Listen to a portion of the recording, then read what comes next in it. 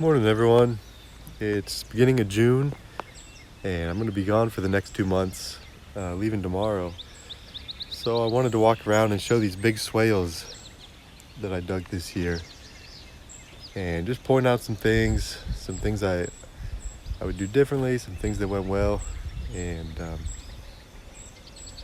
overlap video from about a month ago when we got a heavy rain, so you can see how things have changed and how quickly the growth is taken off.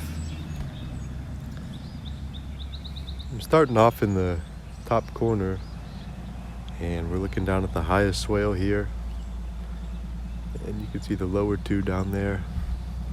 In the ditch part of this, or in the bottom part, grass hasn't really established. It's pretty rocky, heavy clay, and I'm sure it's compacted from the excavator bucket. But on top here, the rye is just taken off, and compared to some other spots where I put clover in the middle, here I just threw rye down across the whole swale, and some of my trees are overwhelmed. Let's see what trees we can find. There's false indigo.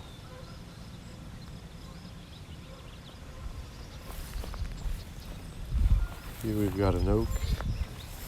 That might be a chinkapin oak. It might be a bur oak. Not sure. Here we've got, I don't know what that is. That might be serviceberry.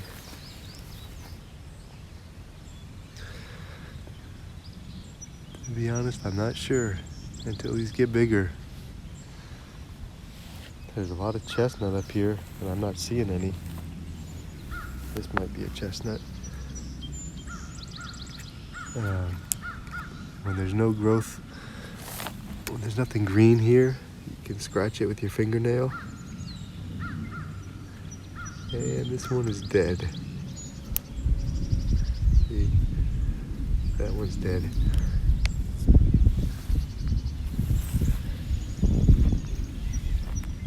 We've got a little oak. On these big swales, I planted trees on the inside of the swale, I planted trees in the middle, and I planted trees on the outside. Just kind of willy-nilly. It makes maintenance a lot harder because on the swales the smaller swales where I've just planted trees right down the middle, it's easier for me to cut the grass with the scythe because I know where all the trees are. But here it's hard to predict.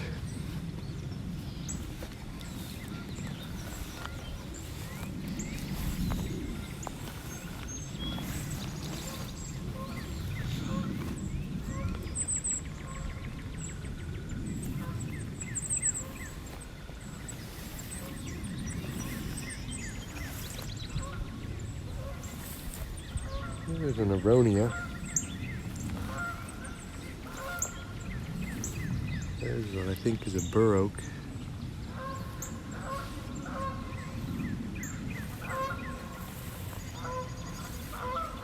And here is really, really tall. This grass is up to my waist.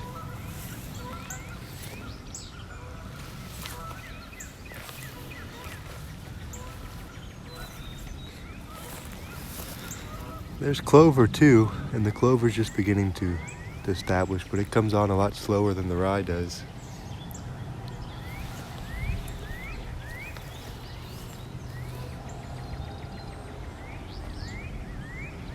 I think that's serviceberry. Yeah, what I most need here is mulch, and I need to mulch around the trees. One, to keep the competition down, and two, to feed the soil. Really, really important to feed the soil, especially on these poorer soils.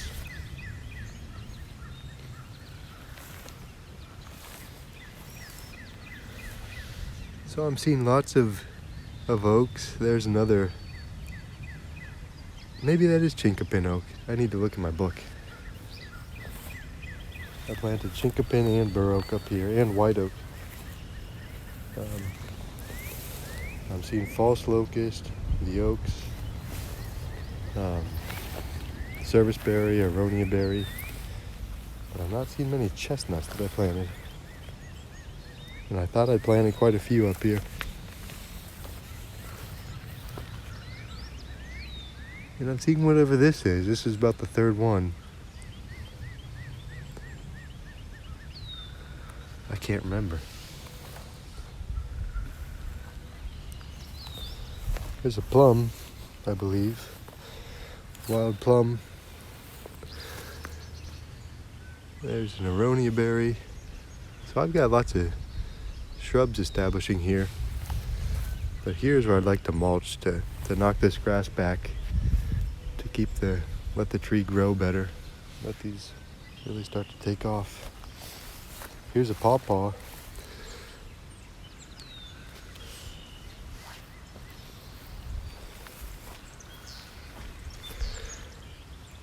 I don't know if that's something I planted or not.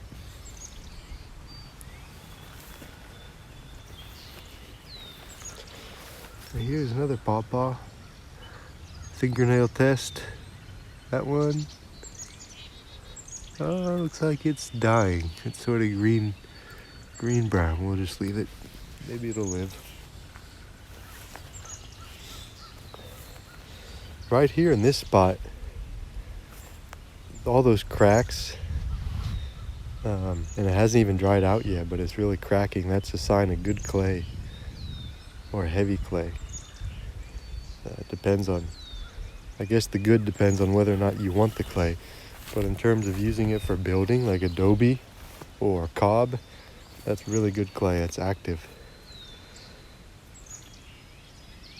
This swale didn't catch much water at all when we got the heavy rain, but a puddle formed right here, just a little puddle, and this puddle remained for several weeks, whereas in the bottom swales they filled up completely, but they drained within a week. And this one continued to hold water. That's all because of this clay here, just in this little spot. There's a little gully starting to erode here, and all the water that comes off the hill up there, and that goes way up, although you can't quite tell, crosses under the road here through a culvert and runs down. And when this field was plowed, this would be kind of evened out every year. But now that it hasn't been plowed for 2 years, it's making quite a gully and really starting to erode, especially further down. And then there's sort of a gravel deposit out there with a whole bunch of the road gravel. But I didn't extend this swale to catch all the water because there's a lot of water that comes off, and I wasn't sure what would happen if I did. So this swale ends right here, and then the next one begins right there. There's also a gas pipeline that comes down here and splits these two. So these two higher swales aren't catching much water, and all the water's ending up down there in the bottom one when it rains heavy.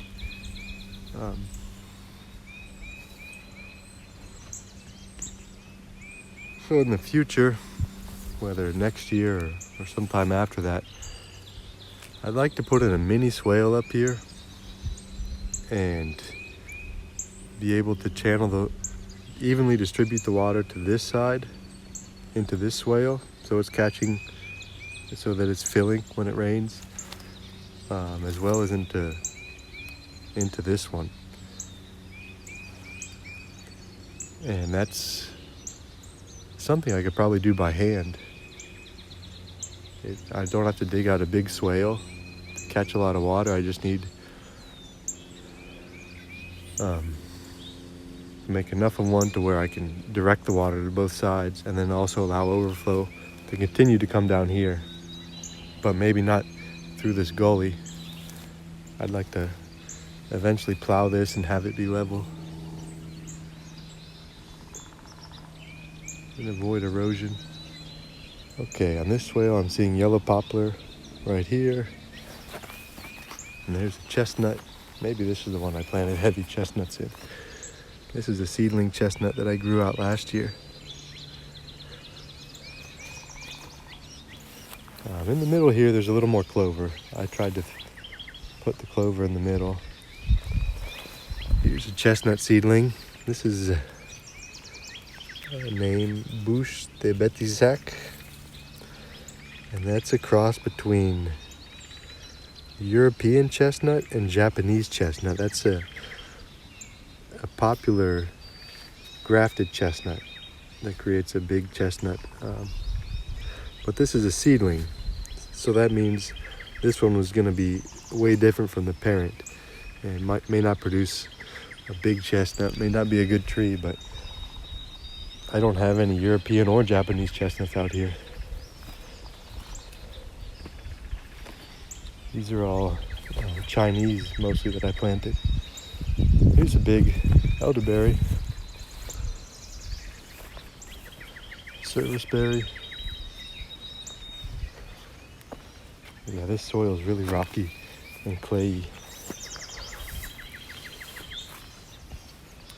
And clover's starting to establish. I also planted bird's foot trefoil here, which is another nitrogen fixer, ground cover. Another chestnut, seedling chestnut.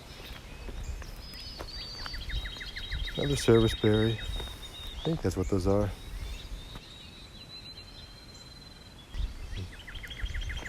A yellow poplar. Yeah, this needs mulch. The soil's not good here, and that'll really start to build the soil. That's my main priority when I get back, is mulch. More chestnut. I think, no, that's also a chestnut, but this is a seedling chestnut that I planted. I don't know why the leaves are so tiny.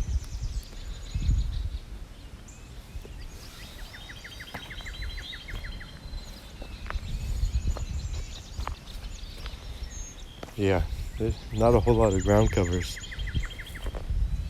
taken here.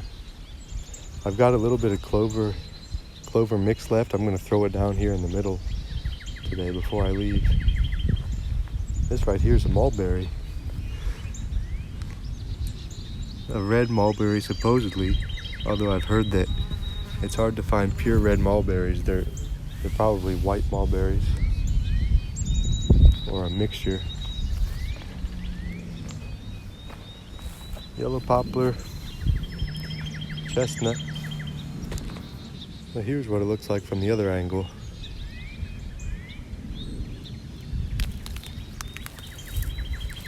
And here I did a little better job of separating the clover from the rye. You can see the clover's there in the middle more, and the rye's on the back side. I didn't know how much water these would catch, and I was really worried about erosion. And that's why I use the rye, because it's so quick to establish and it holds the soil on the backside really well. But as you saw on the other swale, I seeded it everywhere, and that's where I need lots of mulch or to mow, to cut it with a scythe, but it's hard to do that when the trees are everywhere and they're so tiny that you can hit the trees. I think they'll survive these 2 months while I'm gone, but they probably won't grow like they should if they were mulched.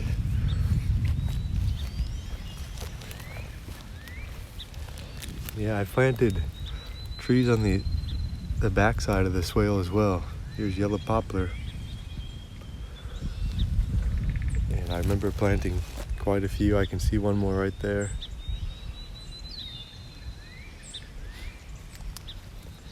Another thing I seeded, and this was more recently, down in the bottom part, in the ditch part, I seeded Japanese millet, which is an annual that they market for duck hunters because it has a seed head It matures late. Well, if you sow it late, if you sow it in summer,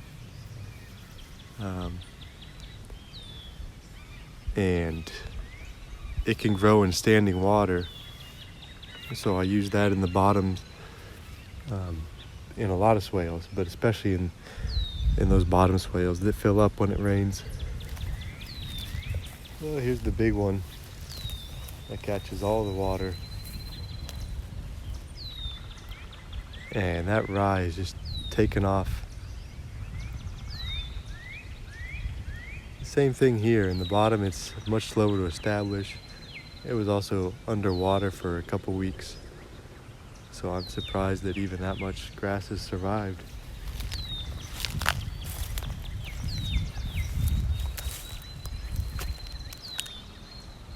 Right here, the soil's reddish and clayey. But right there where all that grass is, it starts to turn darker and more silty on the far side.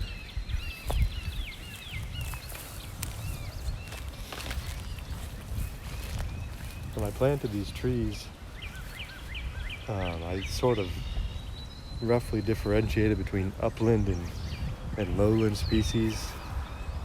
And the upland ones I planted up where it's more clayey and rocky, like the oaks.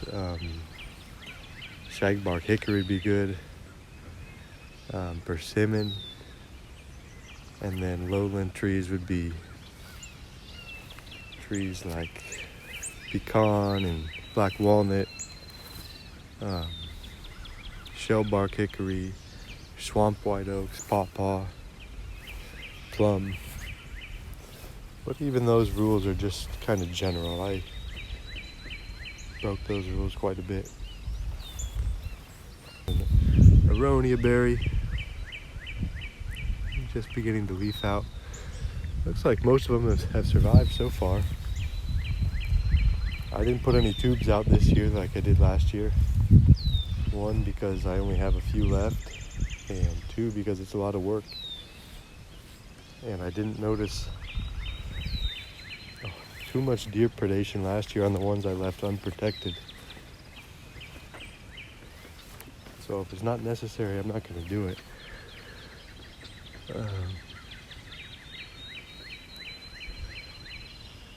I wonder why those leaves are darker. More aronia berry, elder. Yeah, here, there's serviceberry. Here I used too much rye again on the top. It would have been good to do more clover.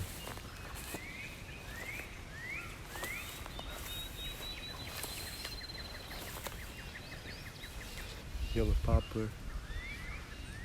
See a tree like that, I'm not sure how that's gonna do. We'll see when we come back here.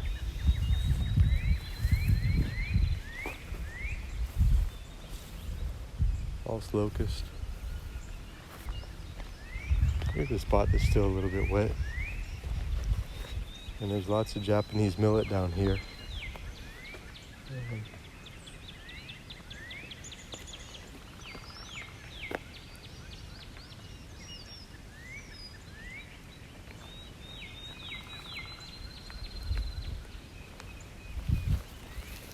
Up top here. So here I did a better job with getting clover in the middle. It's almost all clover there, and that doesn't grow up so fast and shade out the trees. And there's still rye on the backside to hold that. The clover also fixes nitrogen, which feeds the trees. A lot of clover.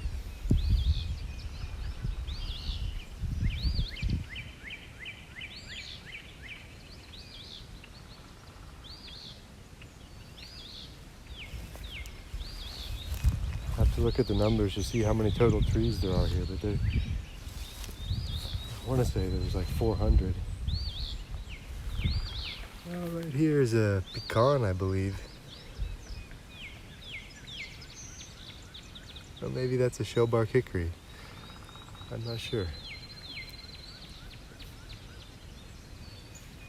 There should be lots of those planted out here. These two are bald cypresses, which I just planted for fun. It's a southern tree. It really likes wet spots and it's deciduous, so it drops its leaves in the winter. And you see this tree in photos growing straight up out of the water in southern swamps. So who knows if it'll survive here. I'm overlaying some video from exactly 1 month ago when we had a heavy rain. I think it was about 2 inches over 2 days. And these swales filled up. And there was probably 4 foot of water in both of them. And then about a week later, after a week of sun, there was just a couple puddles left. And it seems like the early spring rains are the only time they fill up. When we've had heavy rains recently, and it's been hot, but we've still got some rain. There's nothing more than a couple of puddles in the swales.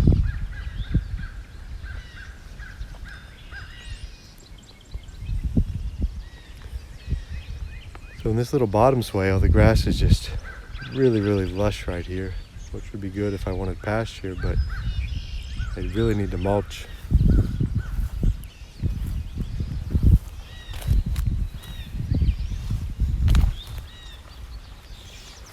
There's a river birch. And down in the bottom of these swales, I actually planted a few more river birch. There's one right there. Over there. And there's another one. This is elderberry.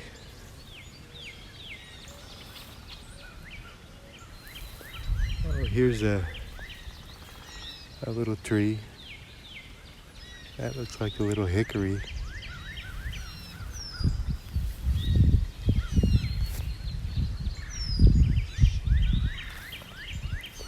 I know I planted a lot more than what I'm seeing, so it's in there somewhere. Here we got clover on the inside and rye on the top.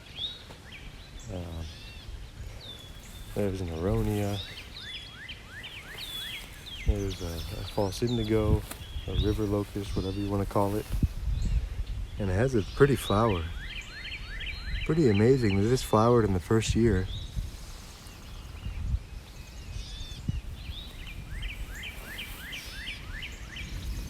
Here we've got elderberry. And that died back, but it's surviving.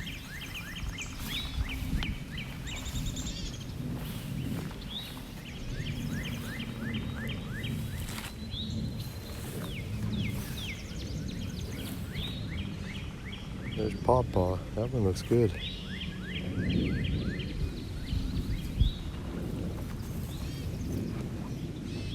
Looks like a shellbark. More yellow poplar. Down there in the bottom, there's the river birch.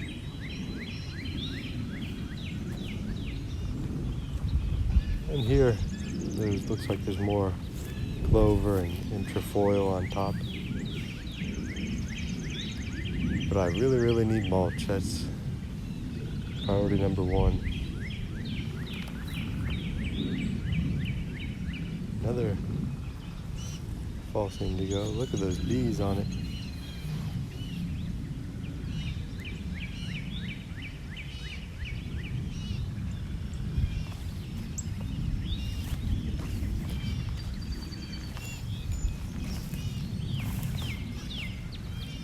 Here where I dug it a little deeper, I was hoping it would stay permanently wet, and it hasn't, although there's a tiny bit of water down there, but I either need to go deeper or somehow seal it, maybe with pigs. So you can see how quickly that rye establishes and can overwhelm the trees.